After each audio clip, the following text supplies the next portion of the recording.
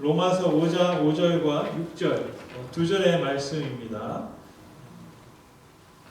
화면이 준비되어 있으니까요. 같이 한번 읽겠습니다. 로마서 5장 5절부터 6절 말씀 시작. 소망이 우리를 부끄럽게 하지 아니함은 우리에게 주신 선물로 말미암아 하나님의 사랑이 우리 마음에 부음과 됨이니 우리가 아직 연약할 때 기약대로 그리스도께서 강건하지 않은 자를 위하여 주셨도다. 아멘. 우리 소망이신 예수님이라는 제목으로 말씀을 나누겠습니다. 여러분, 하나님이 주시는 소망은 우리를 부끄럽게 하지 않습니다. 혹시 여러분 중에 나는 부끄러움을 많이 탄다라고 생각하시는 분이 계십니까? 한번 손 들어 보시겠어요? 네, 꼭, 세 분. 제가 지난번에 아까 전에도 말씀을 드렸는데 그 손을 든 분들은 별로 그렇게 부끄럽지 않은 분들이세요. 네, 진짜 부끄러운 분들은 손을 못 드세요.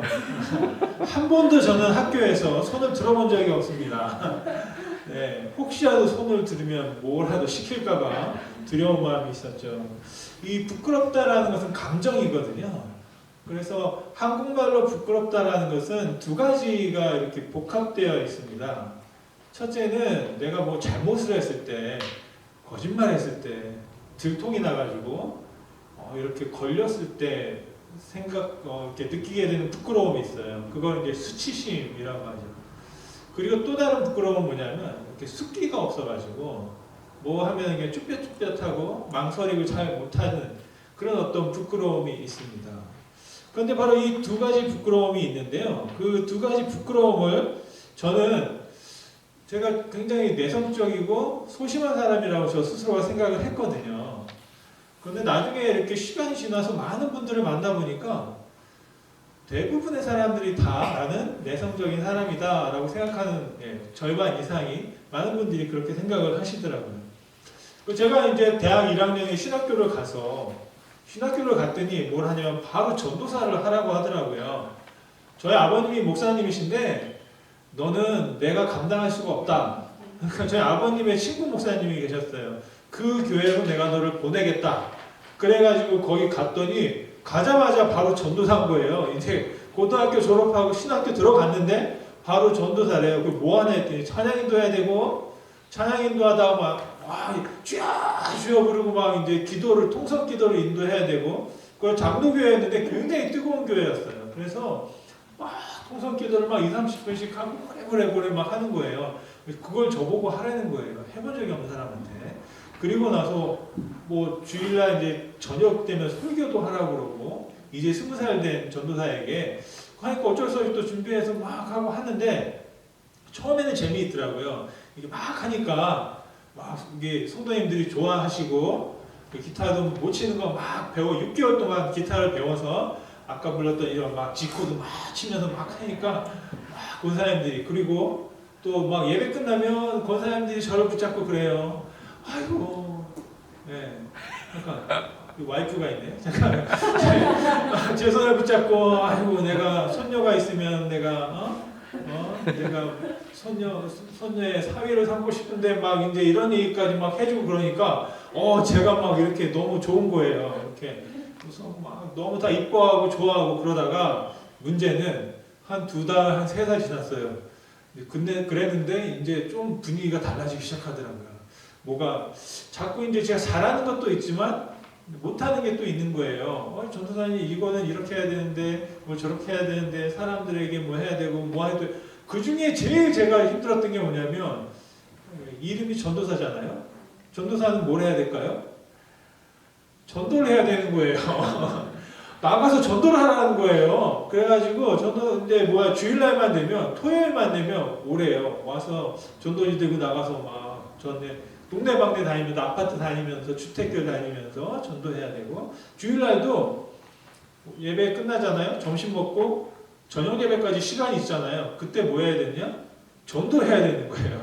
그럼 남아있는 분들하고 다 같이 가서 동네 다니면서 막 하는 거예요. 슈퍼에도 가고 사람들에게 만나서 그분들에게 이제 복음을 전하는 겁니다.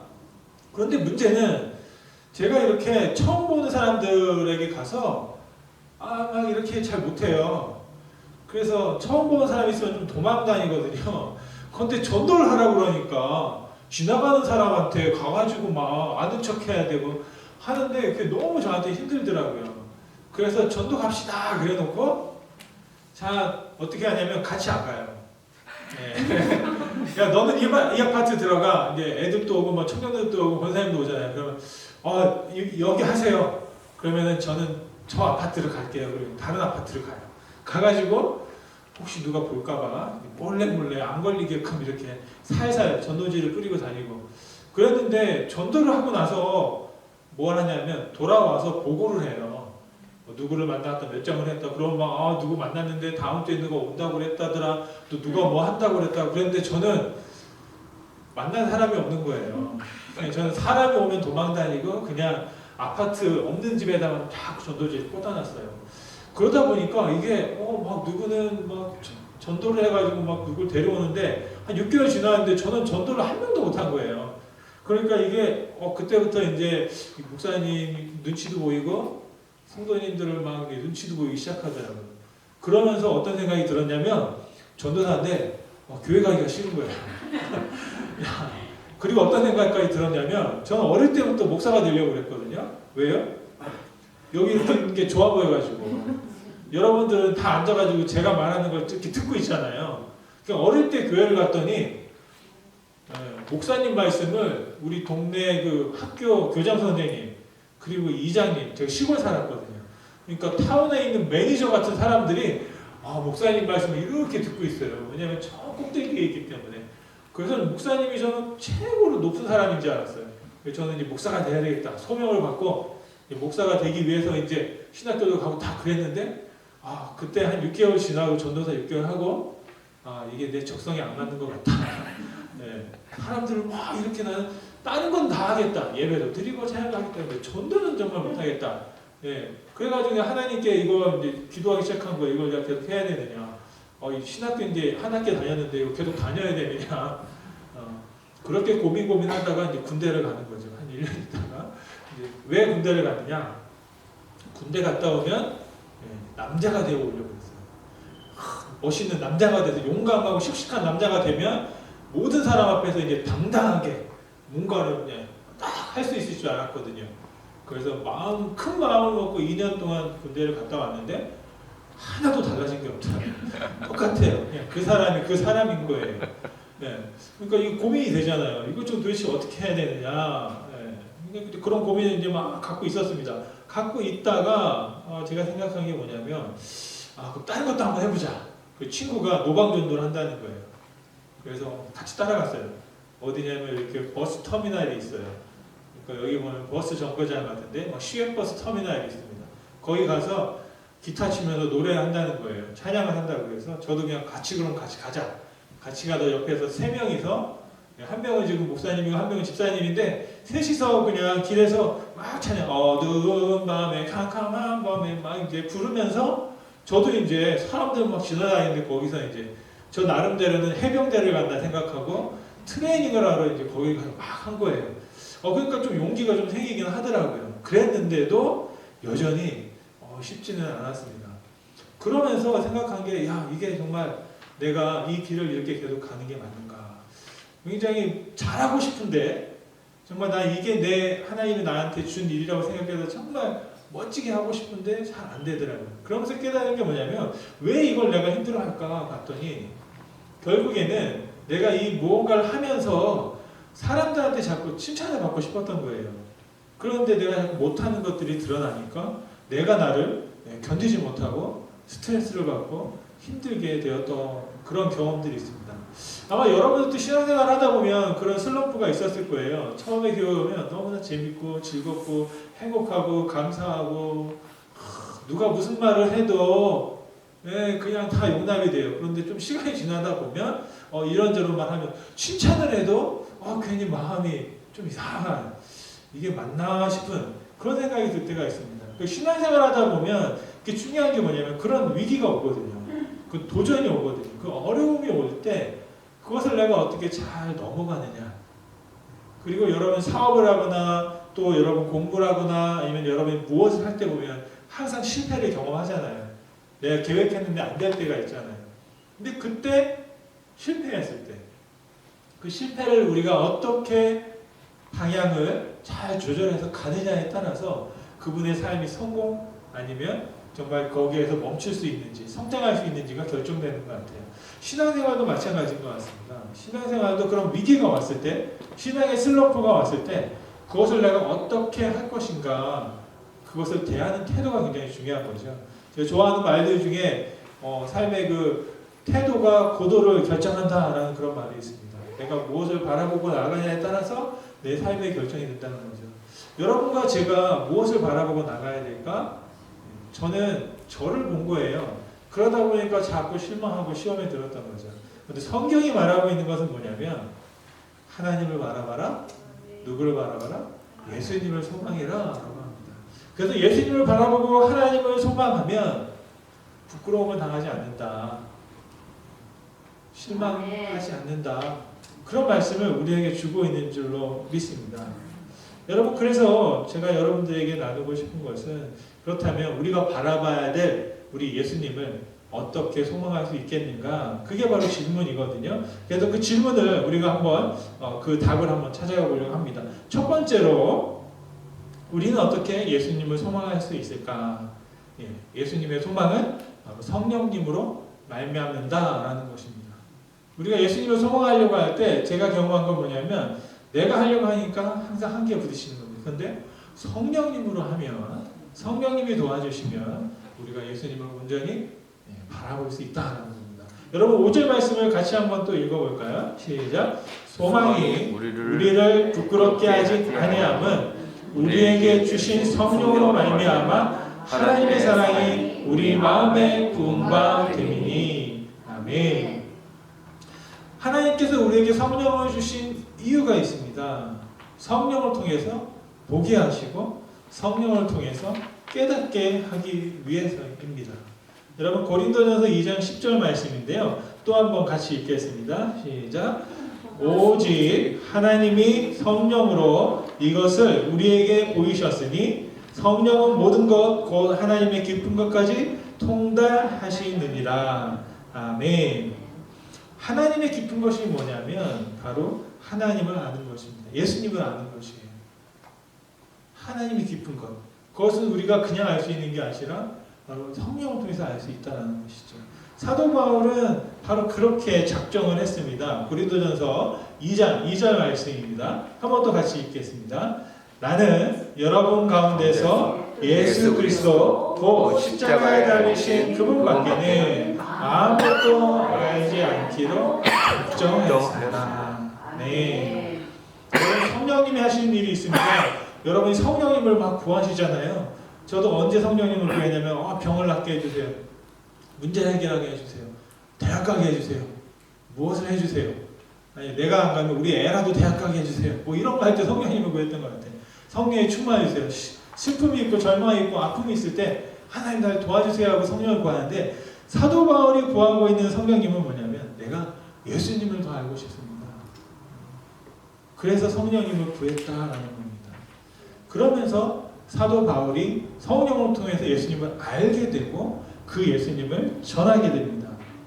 그런데 사도 바울이 그렇게 담대하게 예수님을 전할 수 있었던 것은 자신이 능력이 있어서가 아니라 오히려 자신은 이렇게 말할 때 두려웠다, 떨렸다 말씀하고 있습니다.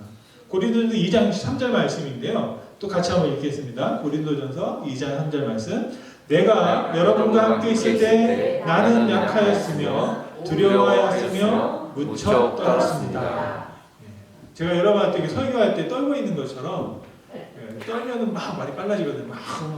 막 끝내려고 하는데 이렇게 떨었다는 거예요. 천하의 사도 바울도 하나님의 말씀을 전할 때 떨었다라고 말합니다. 그리고 자신이 하나님의 말씀을 전하는 그 능력이 어디서부터 왔냐면 내가 알고 있는 지식이 아니라 그 다음 고린도서 2장 4절 말씀에 이렇게 말씀합니다. 또 한번 같이 읽겠습니다. 시작. 나의 말과 나의 설교는 지에서 나온 그럴듯한 말로 한 것이 아니라 성령의 능력이 나타난 증거로 한 것입니다. 아멘.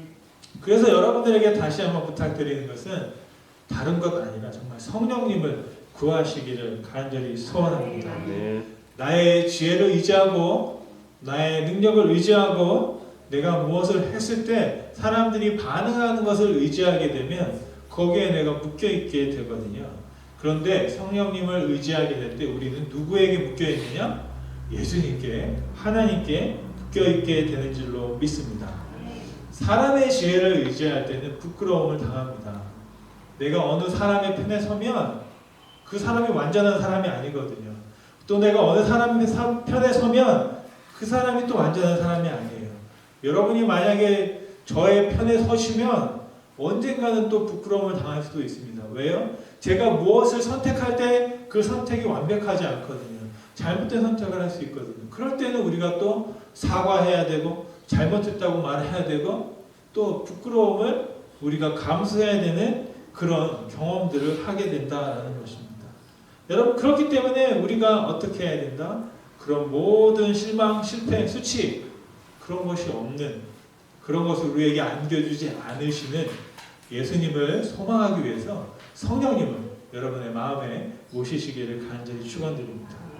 두 번째로 우리는 어떻게 예수님의 소망을 얻을 수 있겠는가? 바로 사랑으로 말미암는다라는 것입니다. 우리 5절 말씀 또 한번 읽어보겠습니다. 5절입니다. 시작. 소망이 우리를 부끄럽게 하지 아니하면 우리에게 주신 성령으로 말미암아 하나님의 사랑이 우리 마음에 분방됨이니. 아멘. 사랑을 어디에 부어주셨습니까? 우리의 마음에. 왜 마음에다 부어주셨을까요?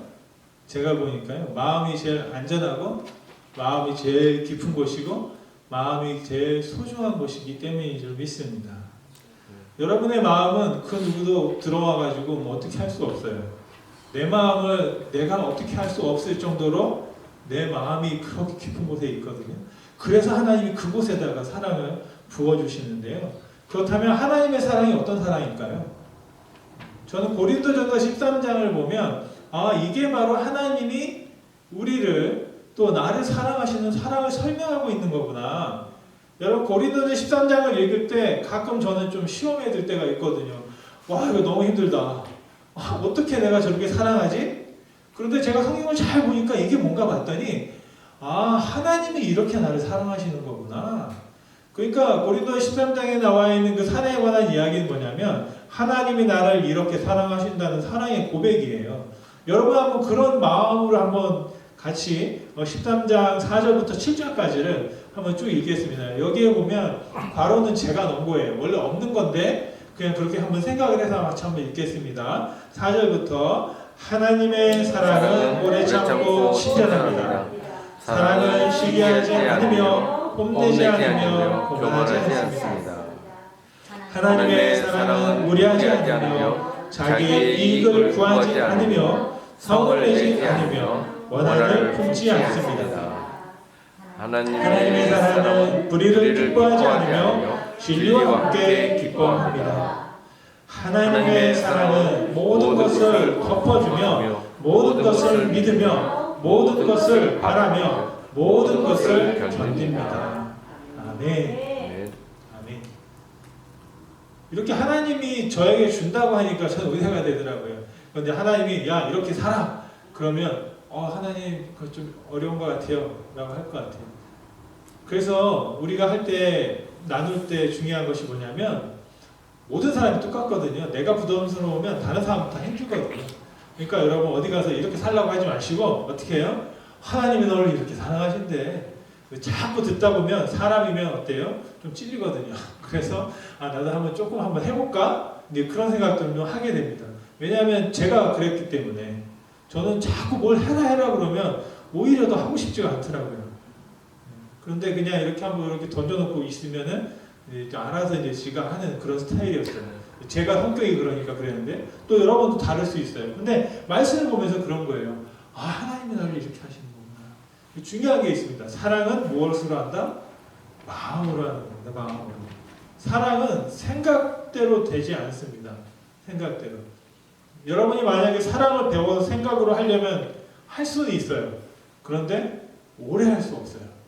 힘들어집니다. 괴롭습니다. 그것만큼 어려운 게 없어요. 아, 내가 부모기 때문에 자녀를 사랑해야 돼. 이렇게 막 힘들게 사랑하는 거는요, 그게 쉬운 게 아니거든요. 또 내가 목회자니까 우리 성도들을 사랑해야 돼. 이런 식으로 사랑하는 사랑은 굉장히 어렵습니다. 또 여러분들 또 우리가 성도고 성도님 뭐 사랑해야 하니까 사랑해야 한다는 그런 생각을 가지고 하는 사랑들은 항상 한계가 있기 마련입니다. 그래서 우리가 기도하는 것은 뭐냐면 마음을 주시기를 하는 거예요. 하나님께서 마음을 주시기를. 어떤 마음을요?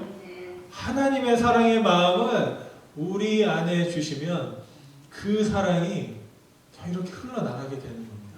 여러분 이게 작동 원리거든요.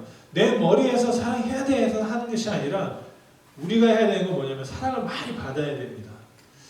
사랑을 많이 받아야 돼요. 저는 생각을 해보면 어릴 때 사랑을 많이 못 받은 것 같아요. 나중에 커서 알았어요. 왜냐면 저희 부모님도 자식에 대해서 그렇게 막 살갑게 안 했거든요. 저는 뭐 아빠랑 뭐 대화해 본 적도 없고 밥 먹을 때 거의 뭐 그냥 따로따로 뭐 이렇게 어머니는 항상 일하느라 바쁘고 밥 먹을 때 보면 그냥 부엌에 있지. 밥상은 그냥 남자들끼리 먹고 치우고 뭐 이러고 뭐 가족끼리 뭐 어떤 제가 부모에게 어떤 어머님의 아버님에게 뭐 칭찬을 듣거나 뭐 어떻게 한다 뭐 이런 말을 들어본 적이 없어요. 아마 여러분들도 어릴 때 다 그랬을 거예요. 근데 많이 들었던 건 있죠. 뭐래요? 욕은 많이 듣잖아요. 우리 친구들은 못 알아듣지 모르니까 나가 뭐 뒤진다느니 뭐 어디서 다리에 모아서 뭐 했다느니 뭐 그런 얘기들을 막 많이 정말 그런가 싶을 정도로 아닌 줄 알면서도 이제 그런 생각들을 많이 하게 됐거든요. 그러니까 사랑이 뭐냐면 사랑을 자꾸 받은 사람이 사랑을 베풀 수가 있거든요. 그래서 하나님께서 우리에게 주시는 게 뭐냐면 순서가 중요합니다. 먼저 주세요. 우리에게 줄 수 있는 만큼 어떻게든 사랑을 주시려고 해요. 그러면 그 사랑이 여러분의 삶에서 작동을 하도록 역사하고 그렇게 우리가 하나님께서 보게 되는 줄로 믿습니다. 여러분 그래서 마음에서 흘러나오는 사랑 힘들지 않잖아요. 여러분들이 결혼을 하셨고 연애를 했고 또 여러분이 친구를 만나고 그러면 피곤하지가 않잖아요. 그때는 언제요? 오래 가진 않지만 잠깐만이라도 저도 옛날에 연애할 때 제정신이 아니었어요. 막 데려다 주고 깜깜한데 막 버스가 끊겼는데 또 뭐 같이 또 왔다가 그리고 날 셀 때 또 갔다가 이게 제정신이 아니라 막차 타고 갔다가 첫차 타고 오고 막 그러고 요즘에 한번 그렇게 한번 해보라고 그러세요. 그럼 뭐라고 그래요? 상상할 수가 없네요. 차마 말할 수가 없네요. 만약에 요즘에 그렇게 요즘에는 저 지금 이제 1, 2, 3층이니까 2층에 있다가 뭐 물 좀 갖다 줘. 그러면 잘 안 들려. 뭐라고? 이제 지금 잘 안 들려요. 뭐 이렇게 부탁을 하면 안 들리는데 옛날에는 말하기도 전에 막 갖다 주는 거예요. 막 그랬던 거죠. 이게 마음에서 우러난 사랑이거든요. 그런데 하나님이 우리를 사랑할 때 그렇게 마음에서 우러나는 사랑을 보여주신다라는 것입니다. 그렇게 해서 그 사랑 안에 있을 때 우리가 예수님을 소망할 수 있다라는 것을 오늘 다시 하나님께서 말씀하고 계신 줄로 믿습니다. 오늘 7절 말씀해 보니까 고린도전서 13장 7절에 이렇게 기록되어 있잖아요. 하나님의 사랑은 모든 것을 덮어주며 모든 것을 믿으며 모든 것을 바라며 모든 것을 견딘다. 여기 모든 것에 한번 여러분의 이름을 한번 넣어보세요. 저는 그렇게 읽었어요. 하나님은 나를 덮어주며 나를 믿으며 하나님 나를 바라며 나를 견딘다. 이 중에 제일 어려울 게 뭘까요? 저는 제일 마지막 것 같아요. 나를 견뎌주는 거. 야, 하나님이 나를 견뎌주신다고? 저는 여기 너무나 은혜가 됐어요. 이렇게 말하면 여러분이 도대체 저 목사는 어떤 사람이길래 자꾸 저러나. 저는 여러분과 똑같은 사람이에요. 제가 여러분과 그렇게 다르지 않거든요. 아마 여러분도 그걸 공감하실 것 같아요. 저만 더 나쁜 사람이라서 제가 그런 생각을 했거든요. 제가 목사가 아니었으면 더 나쁜 사람이 됐을지도 몰라가지고 나를 그래도 목사를 만들어서 이만큼 살게 하셨나 보다 라는 이제 그런 신앙 고백을 하는데 여러분도 마찬가지예요. 여러분도 그냥 하나님 안에 있으니까 이렇게 사는 거죠. 여러분이 교회 안에 없고 하나님 안에 없었어 봐요. 난리가 났죠. 그죠? 지금 뭐 연휴고 주말이고 뭐 어디서 뭘 할지 모릅니다. 그런데 이게 다 하나님의 은혜라는 거죠. 바로 그런 가장 중요한 게 뭔가 봤더니 견뎌주는 거예요. 부모가 자식들에게 하는 게 뭐예요? 견뎌주는 거더라고요. 집안에서 이렇게 견디고 있는 것처럼 예수님께서 하나님이 여러분을 견뎌주고 계시기 때문에 우리에게 여전히 소망이 있는 줄로 믿습니다. 그렇기 때문에 다른 걸 바라보는 게 아닙니다. 제가 여러분에게 말하고 있는 교훈의 말씀이나 설교를 붙잡지 말고 하나님의 사랑을 여러분 꼭 붙잡으십시오. 하나님이 우리를 어떻게 견뎌주시는지 그 사랑을 여러분 붙잡으십시오. 그럴 때 여러분이 정말 여러분의 소망이 절대 부끄럽게 않게 될 줄로 믿습니다. 만약에 여러분의 사랑이 식어진 것 같다. 내 엄마나 아빠가 나를 사랑하지 않는 것 같다. 그리고 내 남편이나 아내가 나를 좀 서운하게 하는 것 같다. 그럴 때마다 여러분 고린도전서 13장을 펴시고 하나님이 나를 사랑하시는구나. 여러분 그렇잖아요. 철학자들의 그 아내는 뭐라고 그랬어요? 아주 악처예요. 왜요? 그래야만 철학적으로 더 많이 이 상황을 어떻게 해석하려고 노력을 하거든요.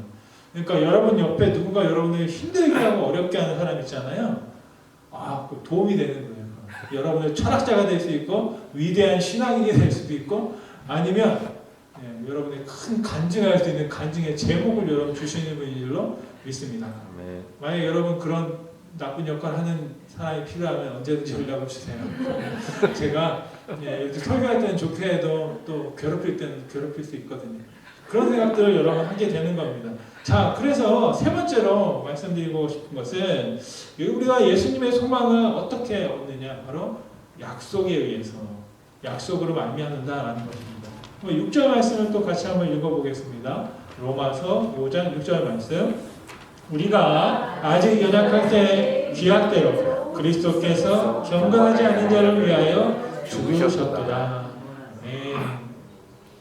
여기서 뭐라고 되어 있습니까? 죽으셨다고 되어 있어요. 여러분, 우리 가족 중에 이미 돌아가신 분들 계시잖아요.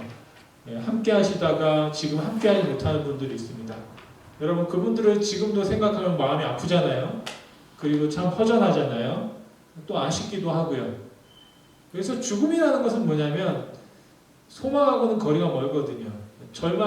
한마디로 절망이에요. 소망이 끊어진 게 절망이잖아요. 죽음은 절망이거든요. 끊어진 거예요. 그런데 오늘 6절에서 뭐라고 말하냐면 예수님께서 약속대로 죽으셨다는 겁니다. 우리가 수치당하지 않도록 소망을 품게 하시기 위해서 죽었다라는 거예요. 그러니까 죽음과 소망은 완전히 반대되는 개념인데 오늘 말씀을 보면 그 죽음이, 예수님의 죽음이 우리에게는 오히려 소망이다. 그렇게 말씀하고 있는 것을 우리가 볼 수 있습니다. 여러분, 어떻게 예수님의 죽음이 우리의 소망이 될 수 있습니까? 잠언 14장 3절 말씀에 이렇게 기록되어 있습니다. 모든 사람이 다 죽는 것은 절망하는 겁니다. 그런데 오늘 예수님의 죽음을 의인의 죽음이라고 하고 잠언 14장 32절 말씀에 악인은 그의 환난에 엎드려져도 의인은 그의 죽음에도 소망이 있느니라. 어떤 사람의 죽음이 소망이 있냐면 의인이 죽어야 소망이 있습니다. 근데 이 땅에 의인이 있습니까? 없습니까? 한 사람도 없다고 되어 있어요. 유일하게 한 분 계신데 그 의인이 누구냐면 예수님이십니다. 바로 예수님의 죽음은 소망이 된다라고 말씀하고 있는 겁니다. 그러면서 왜 그 죽음이 소망이냐? 우리 시편 30편 3절 말씀인데요. 같이 한번 읽겠습니다. 우리 시편 30편은 예수님이 이 땅에 오시기 전에 기록된 거잖아요. 그런데 시편 30편을 잘 보면 그 시편 30편이 꼭 예수님이 드린 기도와 같습니다. 같이 한번 읽겠습니다. 시작. 여호와여, 주께서 내 영혼을 수월에서 끌어내어 나를 살리사 무덤으로 내려가지 아니하게 하셨나이다. 아멘. 수월이 뭐냐면 무덤이에요. 그런데 거기서 나를 살리셔서 나를 무덤으로 내려가지 아니하게 하셨다. 좀 이상하죠? 그런 기도를 할 수 있는 사람이 있습니까? 이 땅 가운데? 그런데 시편에 보면 이게 꼭 예수님께서 하신 기도처럼 기록되어 있습니다. 시편에 보면 그런 기도가 엄청 많아요. 그래서 시편을 읽으면 항상 예수님이 그 모든 장마다 다 있어요. 시편이 꼭 예수님에 관한 그 시거든요, 다. 그래서 예수님께도 꼭 이렇게 기도하신 거예요. 죽었는데 왜 소망입니까? 다시 살아나셨기 때문에 소망이다라는 것입니다. 다시 무덤에서 우리를 끌어내 주셨기 때문에 소망이라고 말씀하십니다. 그것을 어떻게 가능하게 하셨느냐? 하나님이 약속하셨기 때문에 그렇게 하셨다라고 말씀하고 있습니다. 사랑하는 여러분, 우리는요, 우리의 연약함을 부끄러워하지 않아도 됩니다. 우리의 연약함이 오히려 하나님의 약속을 이루는데 아무런 방해도 되지 않는다는 것입니다. 우리의 연약함을 넘어서 정말 우리가 아무것도 할 수 없는 무력함 가운데 있다 할지라도 그것이 하나님의 뜻을 이루는 데는 아무런 방해가 되지 않는다는 사실입니다. 저는 이 사실이 저에게는 너무 행복했습니다. 내가 잘 전도를 못하고 나가서 뭐 이렇게 막 하지 못해도 그게 하나님께 큰 방해가 되지 않는다는 사실을 깨달았어요. 그리고 하나님 나를 그렇게 만드셨기 때문에 나는 또 그렇게 살아야지. 그럼 또 내가 잘할 수 있는 것, 내가 할 수 있는 것을 하면 내가 못하는 것을 하나님께 채워주신다 라는 겁니다. 여러분에게 가장 중요한 건 뭐냐면 찾는 거예요. 뭘 찾느냐? 내가 뭘 잘하는지 그걸 하나 찾는 겁니다. 그래서 그걸 내가 하다 보면 하나님이 그 다른 것들을 채워주시고 내가 못하는 것들은 또 누가요? 잘하는 사람을 옆에 두셔서 같이 하는 거예요. 제 옆에는 잔소리를 잘하는 사람이 있어요. 저는 하다 보면 저 혼자만의 세상에 빠져가지고 그냥 세워라 내어라 살 수 있는 사람이거든요. 근데 자꾸 옆에 누가 잔소리하면 또 해야 돼요. 또 시키면 또 해요. 또 그렇잖아요. 아이들이 보면 안 하다가도 시키면 또 잘하는 사람이 있어요. 제가 약간 그런 스타일이에요. 그래서 뭐 하라고는 뭐 나서서는 하지 않는데 또 시키면 또 하려고 해요. 그러다 보니까 하나님이 제 옆에 이렇게 시키는 사람을 자꾸 둬가지고 자꾸 시켜요. 물 가져와, 간장 줘, 뭐 소금 가져와, 뭐 해줘, 뭐 이런 얘기들을 자꾸 들으면서 교회에서든 집에서든 자꾸 훈련을 받고 있습니다. 여러분 말씀을 마치면요, 아주 중요한 사실이 있습니다. 예수님은 우리의 소망이 되시는데 어떤 사람들에게 소망이 되느냐? 경건하지 않는 사람에게 소망이 된다 말씀하십니다. 6절 말씀해 보니까 이렇게 기록되어 있죠. 우리가 아직 연약할 때, 그러니까 문제가 되지 않는 거예요. 연약할 때, 기약대로, 약속대로 그리스도께서 어떤 사람을 위해서? 경건하지 않은 자를 위해 죽으셨다는 겁니다. 좀 이상하지 않으세요? 교회 오면 우리가 어떻게 해야 됩니까? 거룩해야 되죠. 어떻게 해야 돼요, 여러분? 정말 하나님, 예수님을 닮은 사람으로 살아야 되잖아요. 아마 여기 그렇게 설교하셨고 그렇게 배웠잖아요. 어떻게든 하나님을 닮으려고 여러분 노력했잖아요. 그런데 이건 유재혁 전사님 안 계시니까 제가 말하는 거예요. 그렇게 살면 안 돼요. 너무 잘 살려고 하면 안 돼요. 그러면 이 말씀이 하나님이 필요가 없어요. 무슨 말입니까? 내가 정말 완전하고 완벽하면 예수님이 죽으실 필요가 없어요. 정말 이 세상에 보면 그런 사람들이 많잖아요. 왜 예수님을 못 믿느냐? 왜 예수님을 내가 구주로 모실 수 없느냐? 그분들은 대부분 다 의인이기 때문입니다. 난 죄가 없다고 생각하기 때문이에요. 난 잘못이 없다고 생각하기 때문이에요. 난 나름대로 착하게 잘 살고 있고 내가 할 수 있는 최선을 다해 하고 있기 때문에 굳이 나에게 필요 없다고 생각하는 분들이 있습니다.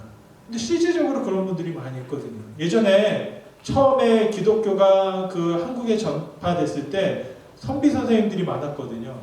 그래서 그 가족 중에 한 분이 믿고 자신의 그 이웃에게 가서 그 선비 가족 친척이죠. 전도를 한 거예요.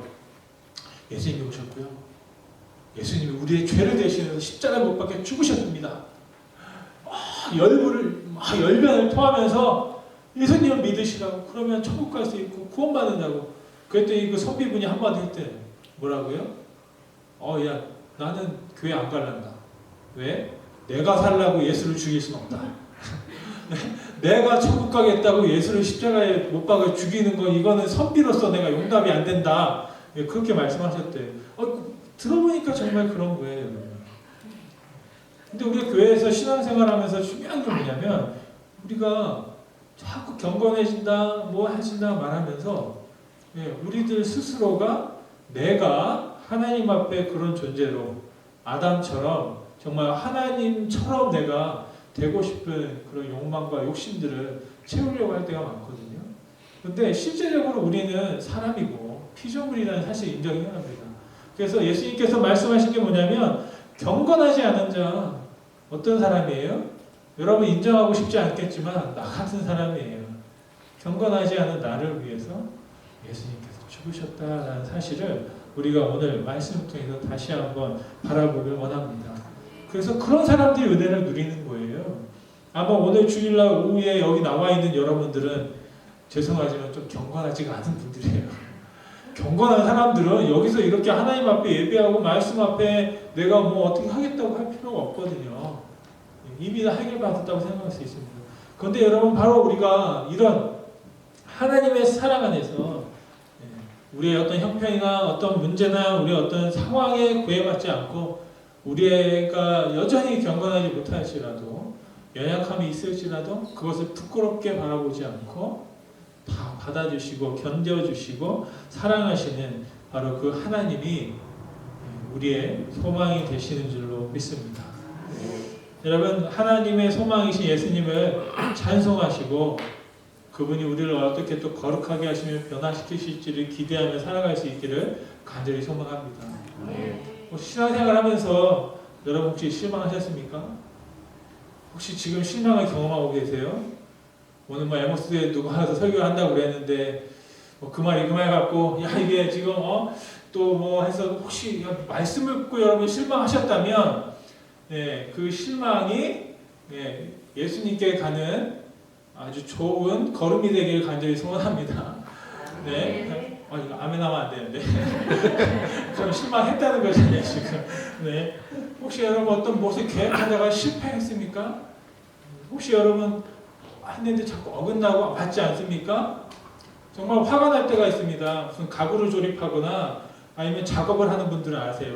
막 계속 막 하고 있는데 마지막에 딱 했는데 순서가 안 맞아가지고 다시 해야 될 때 있어요. 이럴 때는 정말 화가 나거든요. 어긋나고 정말 괴롭거든요. 근데 우리 인생이 그럴 때가 있잖아요. 여러분 그럴 때 어떻게 해야 된다고요? 예수님을 소망하라라는 것입니다. 성령님과 동행하시라는 것입니다. 하나님의 사랑을 기억하시라는 것입니다. 그러면 결국에는 하나님이 약속하신 대로 우리에게 이루실 줄 믿습니다. 우리 시편 30편 5절 말씀 제가 참 좋아하는 말씀인데요. 이 말씀을 여러분에게 드리고 말씀을 마치려고 합니다. 같이 한번 읽겠습니다. 시편 30편 5절 말씀 그의 노염은 잠깐이요 그의 은총은 평생이로다. 저녁에는 울음이 깃들일지라도 아침에는 기쁨이 오리로다. 아멘. 우리가 신앙생활하면서 가끔 오해할 때가 있습니다. 안 울고 싶은 거예요. 울음이 없는 삶을 살고 싶습니다. 그냥 하하하하 웃으면서 살고 싶습니다. 24시간 동안 막 웃으면서 살면 어떻게 될까요? 약 먹어야 되죠. 그 정상이 아닌 거거든요. 성경이 말하는 거 보면 울음이 있다, 울어야 된다는 거예요.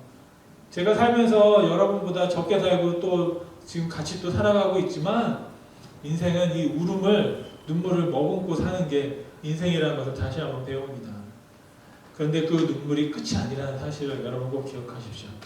우리가 우리에게 저녁에 울었지만 아침에는 어떤 일이 있다고요? 기쁨, 영원한 기쁨이 우리에게 올 줄로 믿습니다. 여러분 우리의 소망이신 예수님을 믿음으로 영원한 기쁨을 누리시고 살아갈 수 있는 우리 모든 귀한 초대교회 성도들 되시기를 간절히 축원드립니다. 기도하겠습니다. 살아계신 하나님 감사합니다. 이 땅 가운데 오셨습니다. 예수님을 보내주셨습니다. 약속대로 하셨습니다. 또 하나님의 사랑으로 하셨습니다. 또 성령으로 그 예수님을 알게 하셨습니다. 저녁에 우리가 눈물을 흘릴지라도 아침에 영원한 기쁨을 누리며 살아갈 것을 노래한 것처럼 오늘 이 시간 우리 혹시 또 실망하고 또 여러 가지 기대하고 우리의 삶을 살았지만 어긋나는 것들 때문에 고통스러울 때 하나님 그 모든 것들을 견뎌주시고 다시 새롭게 시작하게 하시며 영원이라는 시간 속에서 그 모든 것들을 협력하여 아름답게 하시는 주님을 바라보기 원합니다. 하나님 우리가 무엇을 소망합니까? 나의 생각을 소망합니까? 나의 능력을 붙잡습니까? 아니면 나와 함께하는 그 어떤 사람의 인정을 내가 붙잡습니까? 정말로 하나님을 소망하고 예수님을 소망하기를 원합니다. 다른 모든 것들은 다 무덤에 들어가 사라질 것이지만 예수님은 무덤에서 다시 나오셔서 우리에게 영원한 소망이 되셨습니다. 영원한 소망 대신 오직 그 주님 영원한 기쁨을 소유한 자로 살아갈 수 있도록 아버지 축복하여 주옵소서. 아멘. 우리를 여전히 사랑하시고 우리가 여전히 경건하지 못할지라도 우리가 여전히 연약할지라도 우리를 품어주시는 주님의 사랑에 감사하며 하루하루 그 사랑에 젖어 살 수 있는 우리 모든 성도 될 수 있도록 주님 축복하여 주옵소서. 아멘. 감사드리며 예수님의 이름으로 기도드렸습니다. 아멘.